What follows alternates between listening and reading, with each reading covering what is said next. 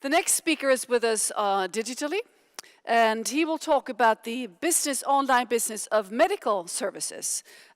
We have seen, of course, quite an increase in the COVID pandemic for using these devices, and they have been quite lucrative even before. So let's now hear it from the CEO of My Doctor, Min Doctor.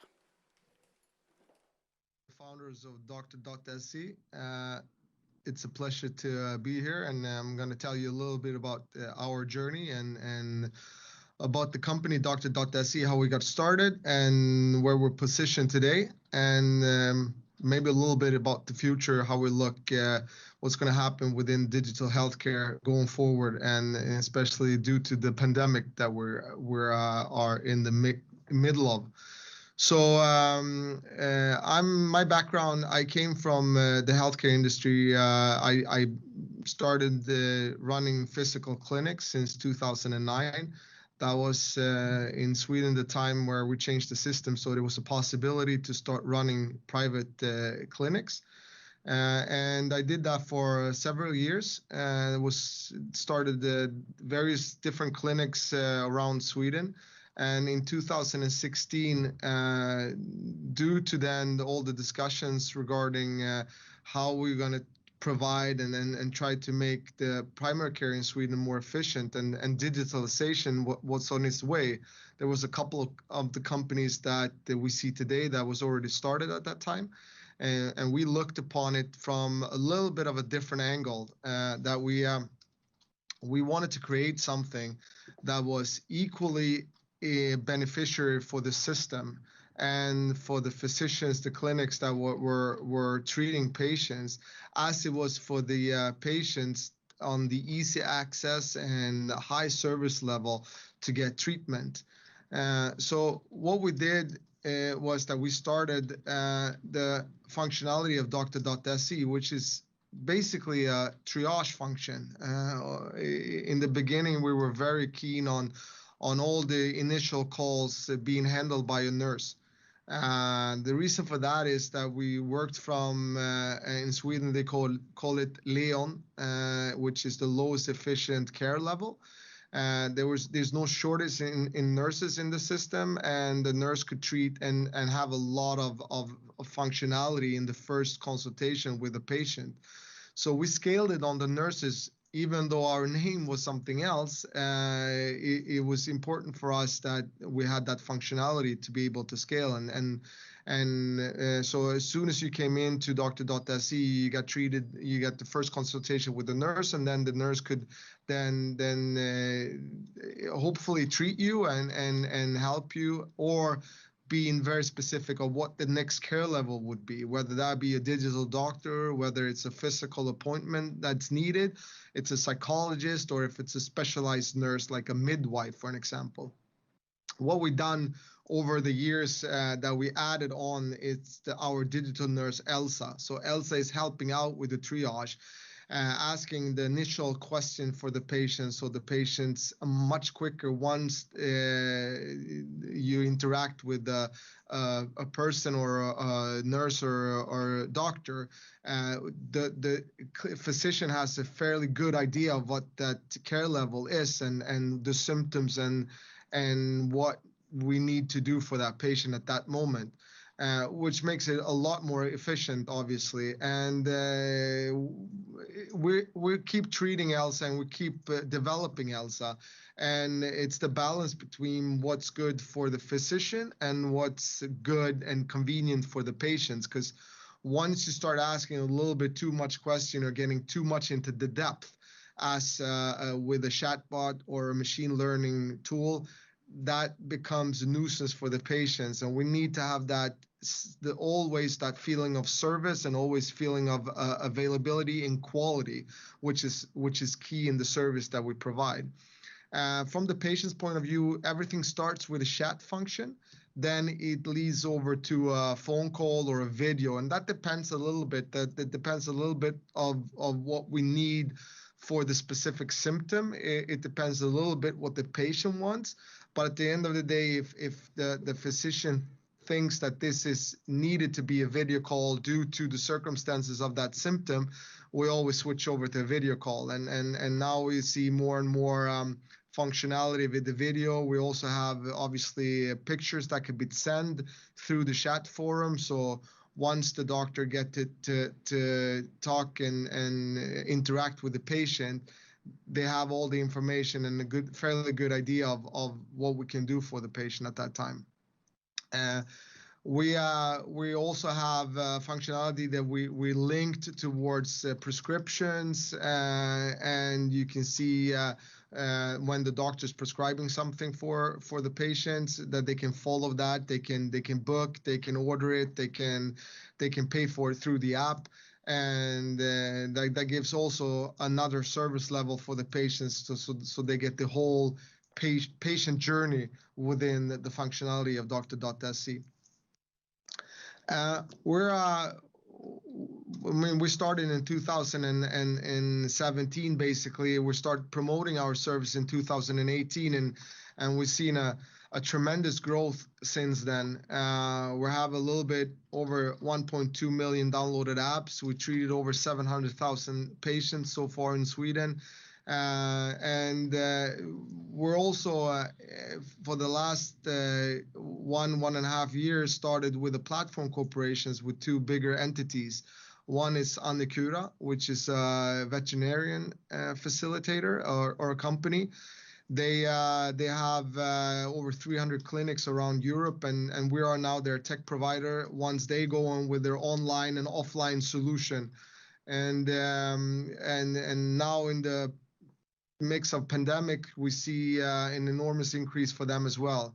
Another platform corporation that we started discussing a little bit over half a year ago, and then we launched in the middle of the summer. It's a corporation with a Brazilian company, and we started this before the pandemic, this discussion, and then we speeded up, and most of you know the situation around the world, and especially in Brazil. It was important to get a solution out in the market that could cater towards the really difficult times that they are going through.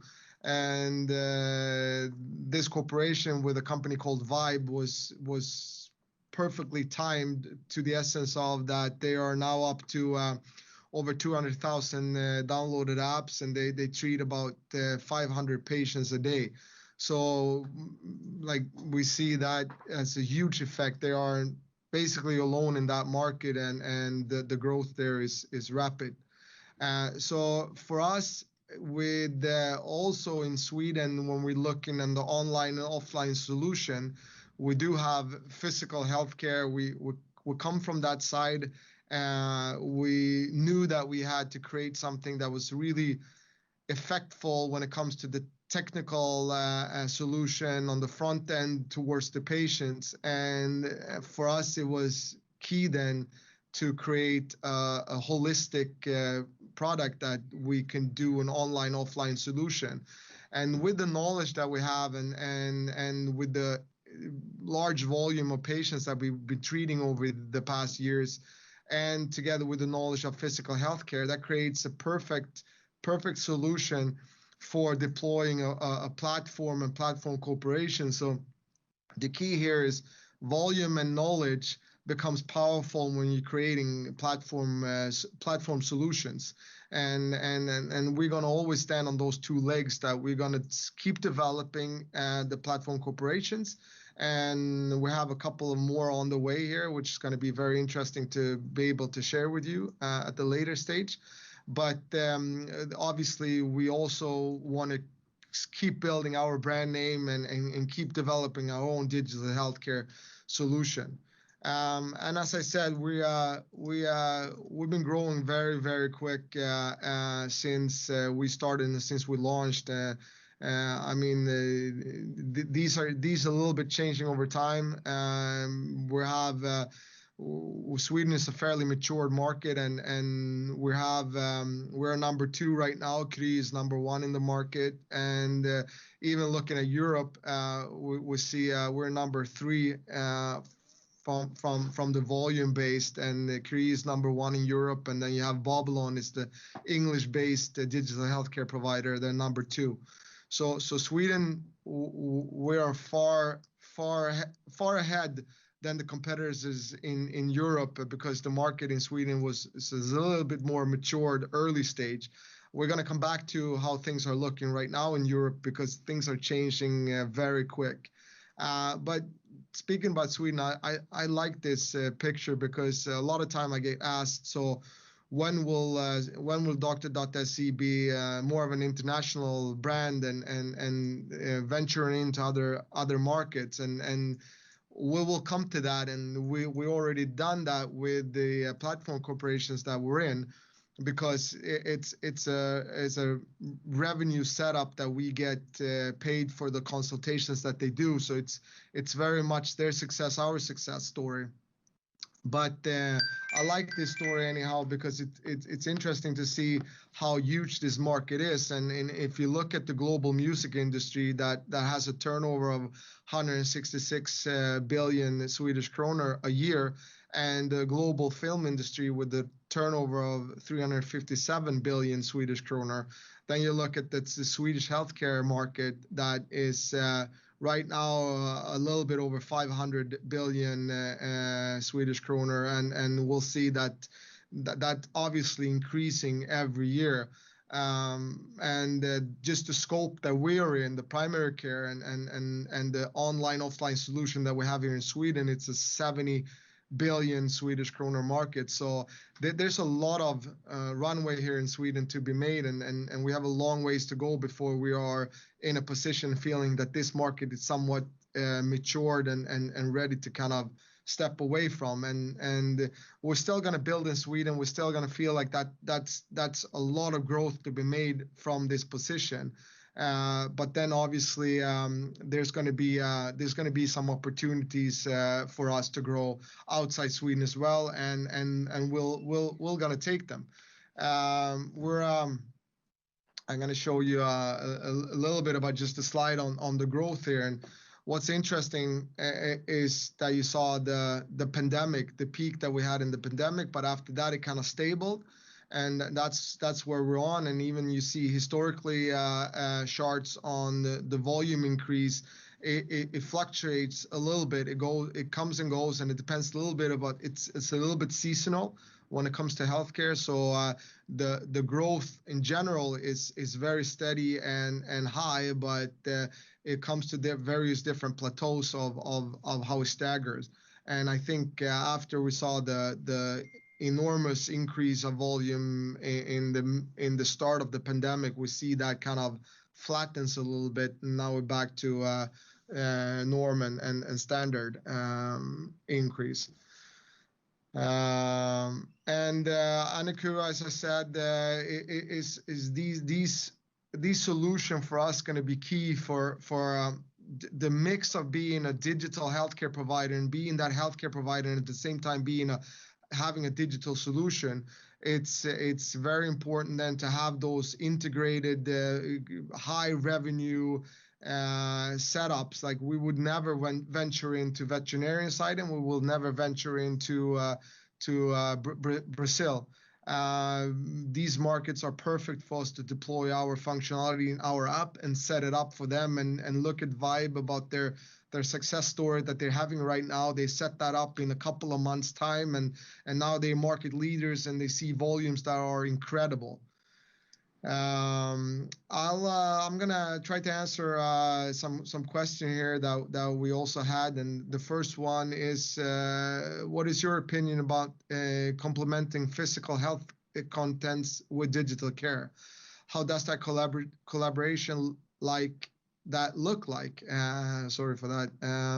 I mean, our belief is here that we see the patient as a whole. The initial digital consultation could be vital, and it's very important due to the effect, and that we can really provide something that is add-on service to an existing healthcare.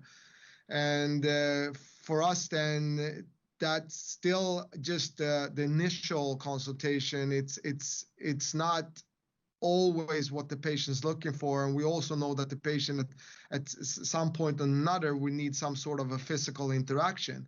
And for us to make that whole patient journey whole, we need also to provide physical care so we can get a very effective online, offline solution.